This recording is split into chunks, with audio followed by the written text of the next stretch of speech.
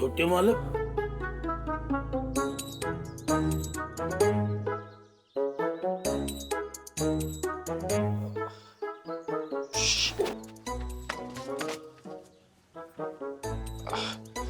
Sorry, म्हणजे तुम्ही मला म्हणाला होतात की इथून निघून जा, पण काय ना, काल रात्री मला इथून परत जायला काही मिळालं नसतं आणि मग म्हणून मी इथेच झोपलो.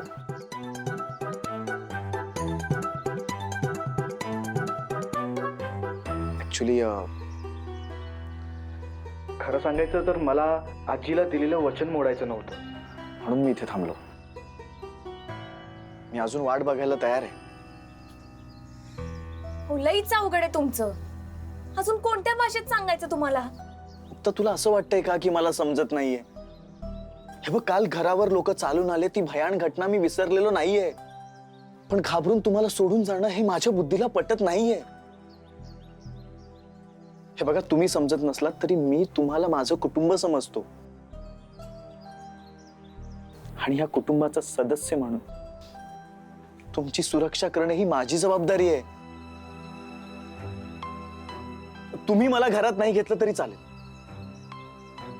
आजपासून मी इथे बाहेर राहूनच आपल्या घरावर लक्ष देईन. मी खरंच तुम्हाला माझं कुटुंब समजतो. फक्त 2च दिवस राहिलोय आणि ह्या 2 दिवसात एक वेगळा जिव्हाळा निर्माण झालाय. एवढ्या विचित्र प्रकारे मी घरी येऊन सुद्धा तुम्ही जी माया दाखवली, खाऊही घातलं, जितकं जमेल तेवढं तुम्ही माझ्यावर प्रेम केलं.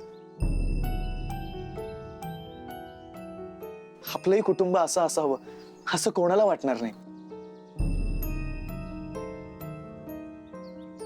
हे बघा, तुम्ही मला तुमचा मुलगा मानलं नाही तरी चालेल. अहो छोटे मालक, अहो पण तुम्ही रात्री दार तर वाजवायचं ना. तुम्ही खुशाल पोत अंगावर घेऊन तो बाहेर झोपलात. अहो एवढा श्रीमंत माणूस असा बाहेर झोपतो, मलाच लाज वाटते. तुम्ही खरंच वाईट वाटून घेऊ नका. अहो छोटे मालक, हे घर, हे छत तुमच्यासारख्या माणसांनी काम दिल्यामुळेच आहे. आणि एवढं सगळं असताना तुम्ही असं बाहेर झोपता, कसं वाटतं ते? अहो, तुम्ही असा विचार का करताय? And this is really unbelievable. आयुष्यात पहिल्यांदाच असं आकाशाचं छत पाहिलं. ह्या ब्रह्मांडापुढे आपण किती तुच्छ आहोत ना, हे मला समजलं. काय चांड?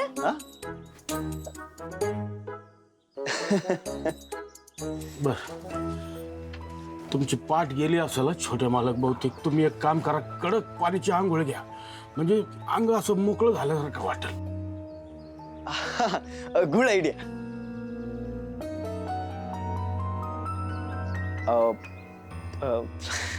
पण एक अडचण आहे. म्हणजे हे अंगावरचे घालायचे कपडे सोडले तर माझ्याकडे दुसरे कपडेच नाहीयेत. आय मीन गजाचे कपडे तर मला काही होणार नाहीत.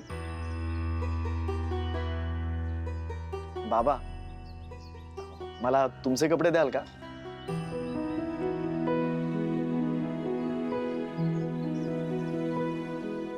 माय कपडे? हो, तुम्ही संकोच बिलकुल बाळगू नका, चालतील मला.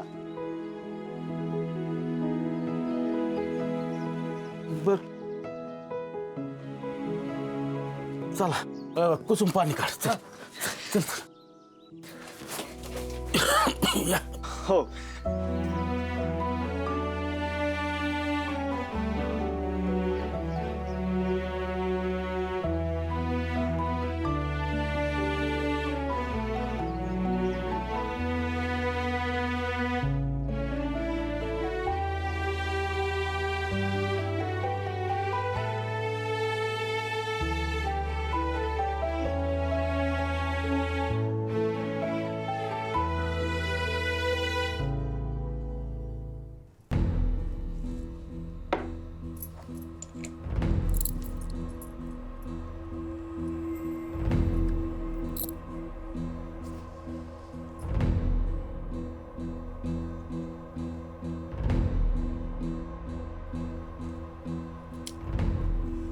जरा फळबागांकडे चक्कर मारून येतो.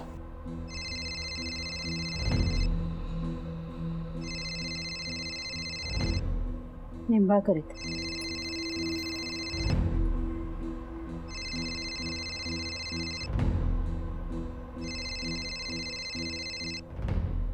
हा बोला प्रतापराव. आमची आर्या तुमच्याकडे आहे. तुम्ही तिला सून म्हणून ठेवून घेतलंय, पण सारंगच घरात नाहीये तर या नात्याचा फायदा काय? घरात तिचा नवरा नसताना तिनं सून म्हणून कोणाच्या जीवावर मिरवायचं? हे बघा प्रतापराव, मी तुम्हाला खरंच सांगतो, आता या क्षणी सारंग कुठे आहे हे मलाही माहित नाही. पण उद्या तो घरामध्ये नसेल असं होणार नाही. हे असं होणार नाही, तसंच होणार हे ऐकून कंटाळा आलाय मला. आमच्या सोबत एवढं वाईट घडेल असं वाटलं नव्हतं आम्हाला. हा दिवस, हे दुर्दैव तुम्हीच आम्हाला दाखवलंय रावसाहेब. तो क्षण, तो अपमान आठवला ना तरी जीवाची तडफड होते. मला वाटतं आता आपण काही महत्वाचे निर्णय घ्यायला पाहिजेत. व्यवसायाची सगळी तयारी झाली असली, जाम फॅक्टरीचा भागीदारीचा व्यवसाय आता मला बंद करायचा आहे